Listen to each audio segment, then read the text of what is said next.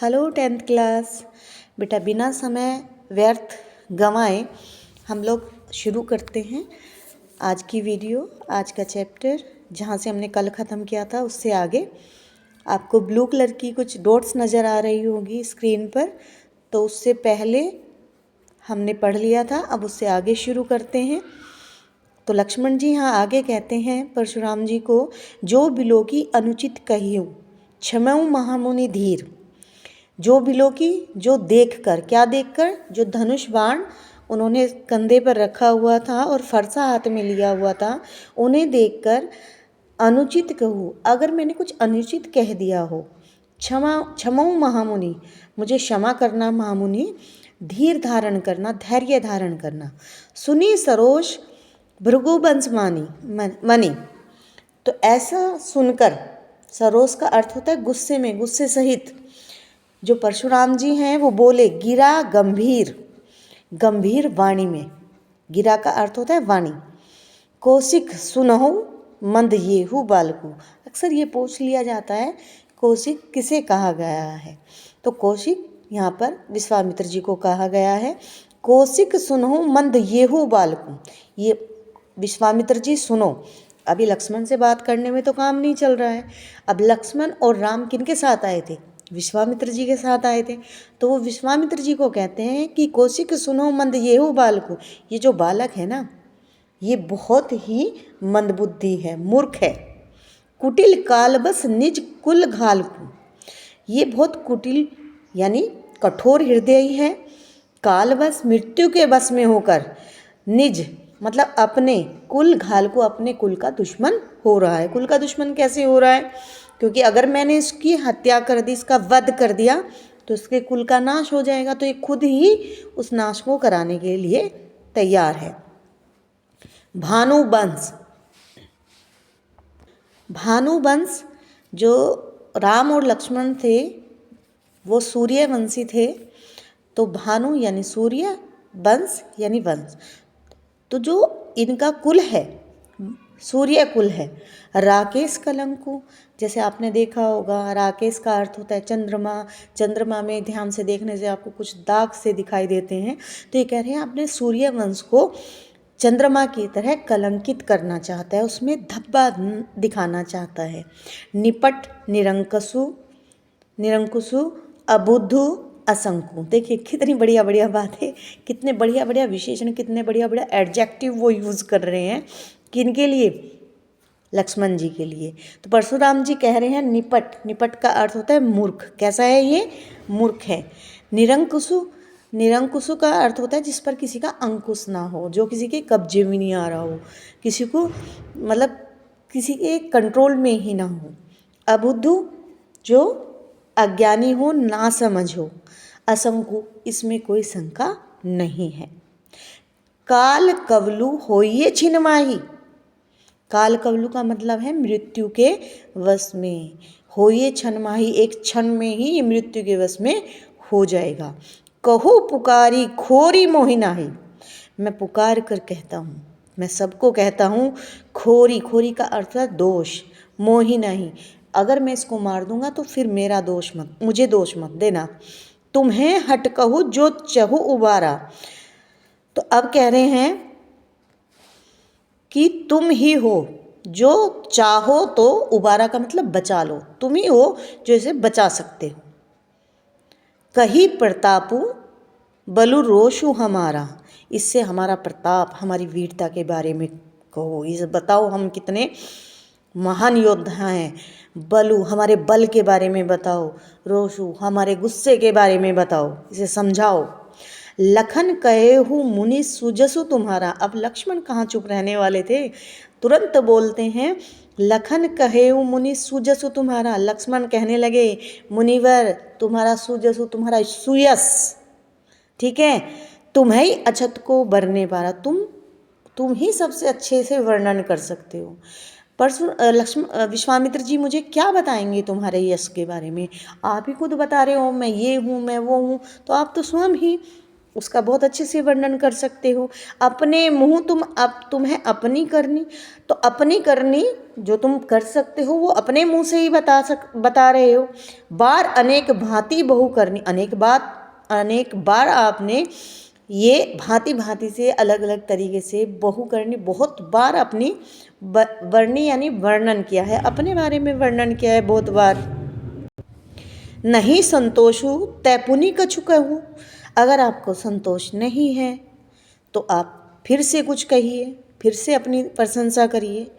जनि रिस रोकी दुसह दुख सहू, अगर रिस का अर्थ होता है गुस्सा, अगर आपने गुस्सा रोकने का, अपना क्रोध रोकने का प्रयास किया तो दुस्सह असहनीय दुख आप सहोगे, तो उस दुख को मत सहो और अपने मन की बात कह दो।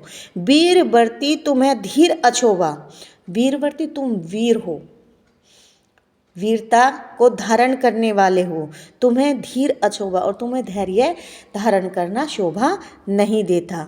गारी देत न पावो सोवा, और गाली देते हुए भी अच्छे नहीं लगते। सूर समर करनी करही, आप अपनी वीरता का बखान कर रहे हैं। सूर का अर्थ होता है यहाँ पर वीर, जो वीर होते हैं। समर का अर्थ होता है युद्ध, युद्ध करते हैं। करही करते हैं, कहीं ने जनवही आपो, अपने आप को जनवाते नहीं हैं, यानी अपना वर्णन नहीं करते, अपनी प्रशंसा नहीं करते, बल्कि युद्ध करते हैं जो वीर होते हैं। विद्यमान रन पाई रिपु, और जब अब वो विद्यमान पाते हैं, उपस्थित पाते हैं, रन का अर्थ है युद्ध में, अब रिपु का अर्थ है शत्रु, तो जब वो अपने शत्रु को युद्ध के मैदान में पाते हैं तो वो उससे युद्ध करते हैं, अपने बारे में अपनी वीरता का वर्णन नहीं करते। कायर कथई प्रताप, जो कायर होते हैं वही अपना प्रताप सुनाते हैं। तो अभी इन पंक्तियों में देखिए बेटा, कई जगह अनुप्रास अलंकार आया है, आपके सिलेबस में नहीं है तो मैंने नहीं बताया है, बट ध्यान रखिएगा, क्वेश्चंस आ सकते हैं इसमें से ज़रूर। कुछ बच्चों की जो न्यू बुक्स आई हैं उनमें ये स्टैंजा नहीं है, इससे आगे वाले भी नहीं हैं, और उनको लगता है कि ये सिलेबस से कट हो चुके हैं। बट जो CBSE का जो कैरिकुलम आया है उसमें कहीं नहीं लिखा हुआ है, उसमें कहीं भी ये नहीं है कि ये चैप्टर में से कुछ भी कट हुआ है, तो इसको पूरा इसलिए पढ़ना ज़रूरी है। इसमें से क्वेश्चन अगर आ सकते हैं तो यही आ सकते हैं, किस तरह वो उसको धमका रहे हैं, किस तरह उसको डराने का प्रयास कर रहे हैं लक्ष्मण को, और किसको वो लक्ष्मण को समझाने के लिए कह रहे हैं। और जो वीर हैं उनमें और कायर में क्या अंतर बताया गया है, ये भी इन पंक्तियों में है। अब नेक्स्ट स्टैंजा पढ़ते हैं। ऊपर वाले स्टैंजा को देखना बेटा, तुम्हें तो कालू हाक जनु लावा, इन पंक्तियों पर ध्यान दीजिएगा, इनमें आपके सिलेबस का अलंकार छिपा हुआ है। अगर आपको आइडिया लग गया है पहले से ही तो बहुत अच्छी बात है, बट फिर भी मैं आपको बता देती हूँ।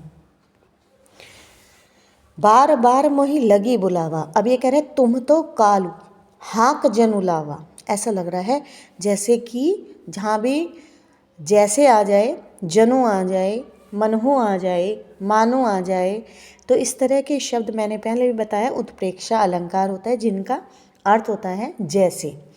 ठीक है, तुम तो ऐसा लग रहा है जैसे काल यानी मृत्यु को, हाक यानी आवाज़ लगा रहे हो, जैसे मृत्यु को आवाज़ लगा रहे हो। बार बार मोहे लागे बुलावा, और बार बार मेरे लिए उसे बुलावा भेज रहे हो, बार बार आवाज़ लगा रहे हो मृत्यु को मेरे लिए। सुनत लखन के वचन कठोरा, वचन ऐसे कठोर वचन सुनकर लक्ष्मण जी के फिर से क्रोध में और ज़्यादा आग बबूला हो गए परशुराम जी। फरसु सुधारी धरेऊ कर घोरा, अपना भयानक फरसा फिर से सुधार लिया, फिर से धारण कर लिया।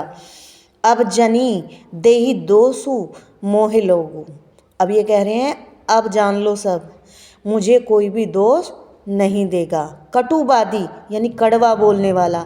बालकु ये बालक, बदजोगु अब वध के योग्य हो गया है, अब इसका वध होगा। बाल बिलो की बहुत मैं बाँचा, बालक समझकर मैंने इसको बहुत छोड़ा, बहुत बचाने का प्रयास करा। अब येहू मरण वर्णिहार भा साचा, अब ये सच में ही मरने योग्य हो गया है। कौशिक कहा क्षमय अपराधो, अब कौशिक जो हैं यानी विश्वामित्र जी वो बोल पड़े हैं, उन्होंने कहा क्षमा करिए, अपराध क्षमा करिए, बाल दोष गुण गणहीन साधु, जो साधु लोग होते हैं वो बाल दोष यानी बालकों के दोष नहीं गिना करते, उन्हें क्षमा कर देते हैं, उनकी गलतियां नहीं गिना करते। फिर उसके बाद कहते हैं खर कुठार में अकरन को ही, खर कुठार में अकुरन को ही, अब जो मेरा कुल्हाड़ा है ये अकुरन, करुणा एक शब्द होता है, अकरुण, अकरुणा यानी दया नहीं करता, मेरा जो कुठार है कुल्हाड़ा है ये दया नहीं करेगा। आगे अपराधी गुरुद्रोही, और वैसे भी मेरे गुरु का द्रोही, मेरे गुरु का शत्रु मेरे सामने खड़ा हुआ है। गुरु का शत्रु, गुरुद्रोही क्यों कहा? क्योंकि गुरु का धनुष का उन्होंने तोड़ा है उनके, तो इसलिए वो गुरुद्रोही उसको कह रहे हैं, अपराधी कह रहे हैं। उसके बाद कहते हैं उत्तर देत छोड़ी बिन मारे, मेरा जो फरसा है वो उत्तर दिए बिना छोड़ेगा नहीं, मारे बिना नहीं छोड़ेगा। केवल कौशिक सील तुम्हारे, सील का अर्थ होता है व्यवहार, केवल कौशिक विश्वामित्र जी ये अब तक बचा रहा तो सिर्फ आपके प्रेम, आपके व्यवहार के कारण बचा रहा। न तो यही काटी कुठार कठोरे, नहीं तो यही अपने कठोर कुल्हाड़े से इसको काट देता। गुरु ही उर्रिन होते श्रम थोड़े, तो कह रहे गुरु ही यानी गुरु का, उर्रिन जो ऋण होता है, कर्ज होता है, ठीक है, होते हूँ श्रम थोड़े, उसको मैं उतार देता, उस गुरु ऋण से मुक्त हो जाता थोड़े से ही परिश्रम से। अब हमारा लास्ट स्टैंजा बचता है, उसको मैं कल पढ़ाऊँगी, आज भी पढ़ा सकती हूँ, बट वीडियो ज़्यादा हो जाएगी और ज़्यादा बड़ी वीडियो देखने की क्षमता मुझे लगता है आजकल के बच्चों में नहीं है, वो शॉर्ट वीडियो देखते हैं। और शॉर्ट में क्या है कि बेटा वो चीज़ें विस्तार से समझा ही नहीं जा सकती, तो प्लीज़ ध्यान से सुनिएगा और शेयर करिएगा। 10th के बोर्ड में इसमें से कम आपको 2 क्वेश्चंस ज़रूर मिलेंगे, और अब की बार तो अलंकार आने की भी पूरे चांसेस हैं, क्योंकि आपका जो सैम्पल पेपर आया था CBSE का, उसमें से जितना भी ग्रामर दिया गया था, जितना भी व्याकरण का पोर्शन था उसमें, वो सारा का सारा आपके लिटरेचर में से लिया हुआ था। तो ध्यान से देखिएगा, वीडियो को शेयर करिए, लाइक करिए, सब्सक्राइब करिए, हंसते रहिए, मुस्कुराते रहिए। Bye bye.